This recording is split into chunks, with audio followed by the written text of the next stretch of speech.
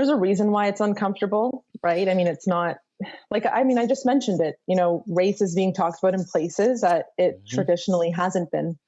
And then the other thing I'll say is, like I mentioned before, if you look at the composition of the leaders across our industry, they're not Black. Yeah. And if you don't have that lived experience, you don't know what to say, or if you're going to say something that's going to, maybe speak out of turn, or, no one wants to put themselves in a compromising position. And I understand that. And then the other thing I'll say is, Real quick, let's Jen, not. why do you think we feel like that puts us in a compromising position? I'm just curious. Your thoughts. Well, yeah. I mean, what I was just going to say is, let's not beat around the bush. I mean, the reason why race has been put into such sharp focus over the last year is because of these tragic events that have been broadcast to the world on a mass scale, right? Starting with the murder of George Floyd, and it's turned into this political movement. And, a lot of leaders, they don't want to put themselves in that political space because they're worried that they might say something that will offend someone, whether they're offending, people who are not of color or offending people who are of color. It's this awkward world and conversation that we have to start navigating.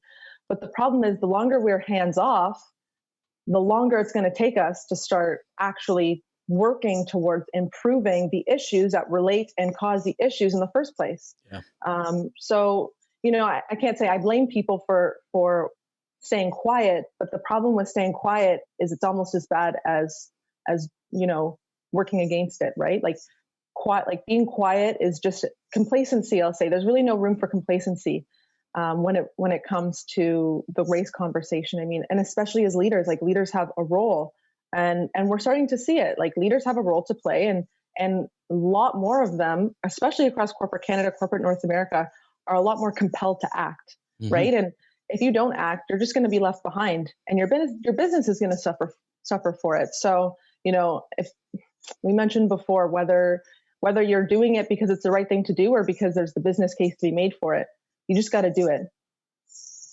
That's very true. It is. You just have to do it. Emiliano, now your Amen. chance to kind of add to that.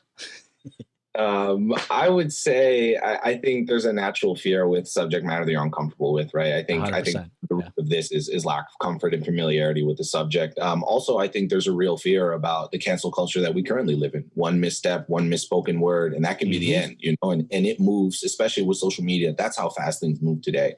I would say, there's been a huge back and forth on terminology. So Black is African American, African Canadian American. What are we calling people today? I would say the same way that we have to approach this conversation is the same way we've had to approach every conversation where we weren't the expert on the subject matter. We have to be willing to put ourselves in uncomfortable positions. We have to be willing to put ourselves out there and be comfortable failing in the effort of trying to push this entire thing forward in the right direction.